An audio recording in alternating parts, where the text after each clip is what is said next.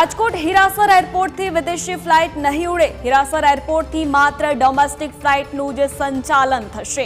Custom immigration એરલાઇન્સની ઓફિસો જેવી સુવિધાઓ હાલ શરૂ નહીં થાય। સંપૂર્ણ ટર્મિનલ તૈયાર થતા હજુ 2 વર્ષ લાગવાની પણ શક્યતા છે। એરપોર્ટ ડાયરેક્ટરને પૂછ્યું તો કહ્યું, હાલ હું રજા પર છું।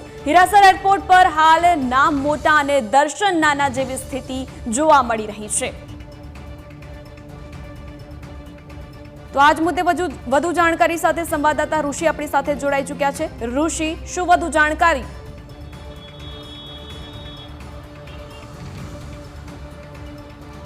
હાલ હીરાસર એરપોર્ટ માત્ર ને માત્ર એક નામનું જ ઇન્ટરનેશનલ એરપોર્ટ હોય તે આ શબ્દ લાગી રહ્યો છે, કારણ કે માત્ર ને માત્ર ડોમેસ્ટિક વ્યવસ્થા રાજકોટના આ અમદાવાદ હાઈવે ઉપર બનેલા હીરાસર ઇન્ટરનેશનલ એરપોર્ટની અત્યારે પરિસ્થિતિ છે।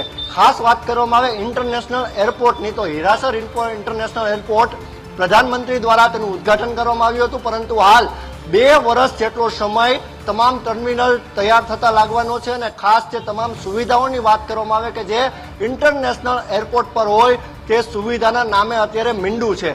હાલ અત્યારે વાત કરવામાં આવે ઇન્ટરનેશનલ એરપોર્ટની તો ઇન્ટરનેશનલ એરપોર્ટમાં એક પણ પ્રકારની જે સુવિધા જે ઇન્ટરનેશનલ લેવલે મળવી જોઈએ તે એક પણ સુવિધાનો અભાવ જોવા મળી રહ્યો છે। ખાસ ડાયરેક્ટરનો સંપર્ક કરતા તે સ્પષ્ટ કરી રહ્યા છે કે મેં છૂટી પહેવું, તે પોતાની જવાબદારીથી હાથ ધોઈ રહ્યા છે, પરંતુ રાજકોટનું આ હીરાસર ઇન્ટરનેશનલ એરપોર્ટ અત્યારે વિવાદમાં આવ્યું છે અને જે ઇન્ટરનેશનલ જે તમામ ફ્લાઇટ છે જે વિદેશ એક પણ ફ્લાઇટ જશે નહીં તે વાત અત્યારે સ્પષ્ટ થઈ ચૂકી છે।